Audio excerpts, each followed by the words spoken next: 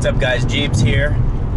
Little early morning trip up to Bullhead City in Arizona. It's in northern Arizona, northwestern Arizona, I guess you could specifically call it. But as I'm driving along here, there's a Ford Raptor behind me. I don't know, you can maybe see it there in the distance. But I was just thinking it's kind of nice to, anytime I see like a Raptor, obviously an ST, RS, whatever, I kind of look at that as like the Ford Performance family.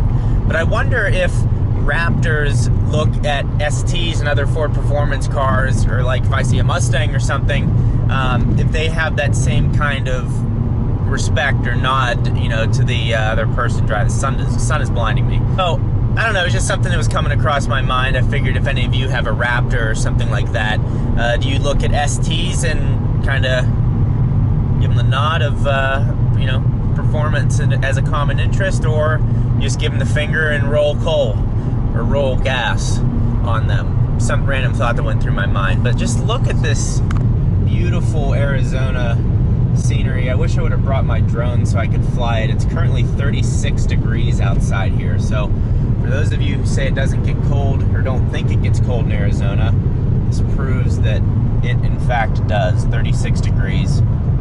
Cruise control at 73 miles per hour.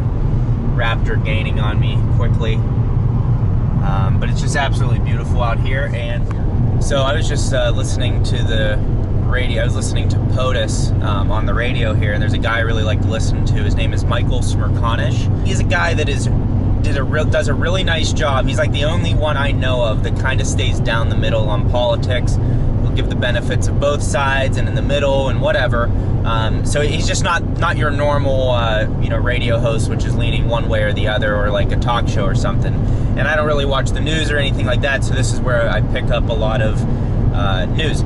They were talking about if everyone in our country had to serve sometime in the military, like right after high school, everyone is going to have to serve 1 year in the military. Everyone in the country, regardless of who you are, where you stand, you know, if you're an athlete, if you're rich or whatever, you have to serve for 1 year doing, whether that's going overseas or computer defense or whatever. You have to do something for our military as an American. The interesting thing I heard is from people ages 17 to 24, which my audience here on YouTube is ages 18 to 35, is like that's my more than 50% of the people that watch my videos. So they said 70% of the people that fall in that 17 to 24 range would not qualify under the current regulations that our military has set in place for qualifying you to be able to serve. That's because of tattoos, prior convictions, drug use, weight. 70%. That my guess that was 50%, but 70%. I mean, that's a huge amount of people that would not qualify for the military. That just really caught me off guard and kind of depressing to hear. Not to get like political on you, but I just wanted to kind of share that thought with you. I guess that's not really political. That's more just let's get our shit together, you know. Let's get that number down from 70%. I mean, yeah, much more to say on that. I'm just gonna keep driving my car and talking about cars and get away from politics. Just passed a Lexus LCF. Pretty sure that's what it's called. I'll throw a picture up on the screen here so you can take a look. But I mean, it's a good looking car. I just don't quite know where it fits. I feel like they're not going to sell a ton of them, and it's so heavily advertised. It makes me wonder about cars like that. Like, did the manufacturer make it to sell a lot of, or did they make it as more of marketing to get you to look at Lexus? Lexus is a brand I would never even consider looking at unless I could somehow afford an LFA. But I've seen a couple LCFs, I hope I'm saying that right, LCFs around, and they're beautiful. They actually sound pretty good, but it's at a price point to where there's so many other options that I think are more exotic and performance oriented. recently I actually watched a Top Gear episode with Chris Harris where he took a Civic Type R and an LCF on the track. I don't remember what track it was. And the Type R beat it in a lap. Now, it's Top Gear, and it was very edited, so I don't know if they were being serious, but it looked like, I mean, from what they showed, the Civic Type R was faster than the LCF around the track. I consider the LCF a touring car, but it's tough to, I don't know what they're considering, but I think it's more of a touring performance car as opposed to where the Civic Type R is really a track-focused car. It's amazing what that's able to do around all these tracks around the world and the cars that it's faster than. So, just a thought. There's the American flag in a beer garden. Doesn't get more American than that. We're cruising along here. It is 8:10 in the morning, Arizona time. I am in Wickiup, Arizona. Very small, remote town.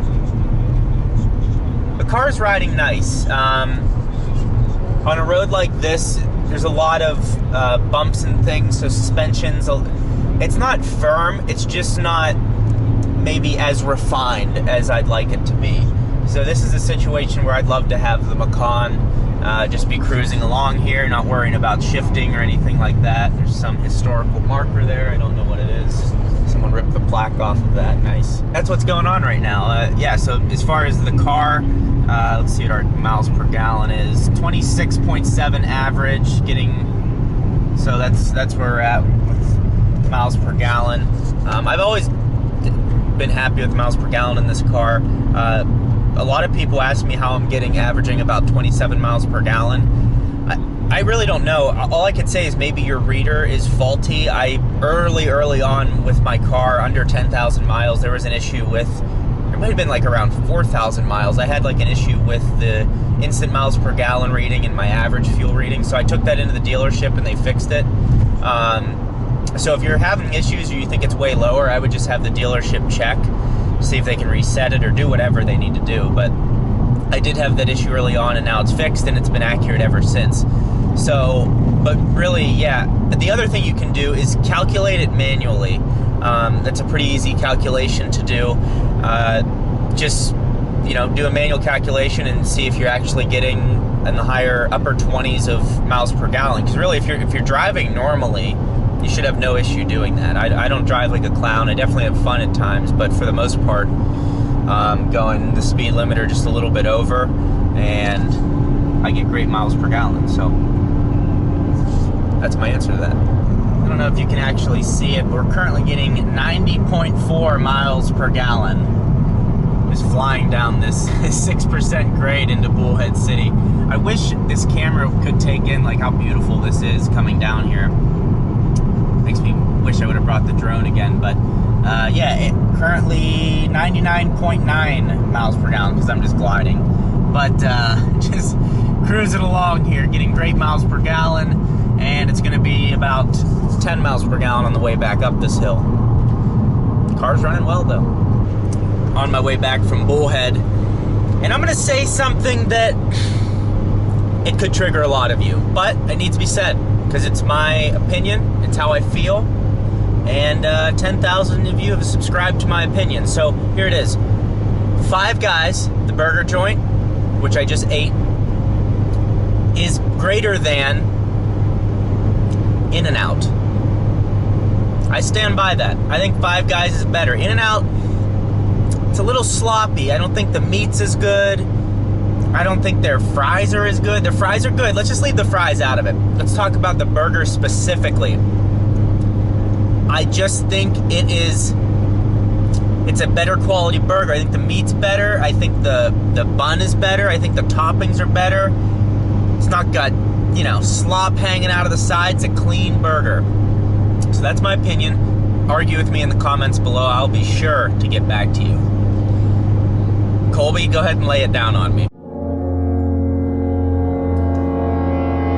My one friend Colby is really passionate about this topic. We've discussed it really between him and Evan, in, hundreds of times. And I say Five Guys on top. Originally, I was all about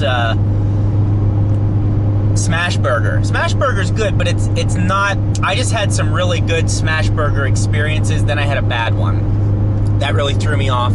Five Guys is always consistent. That's what I have to say. Currently behind another Focus here. It's an SE.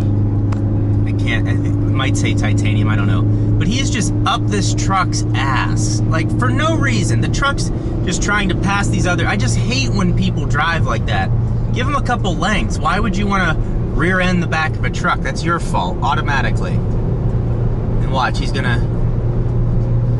Like, what an ass. Like, where are you going? Speed limit's 75.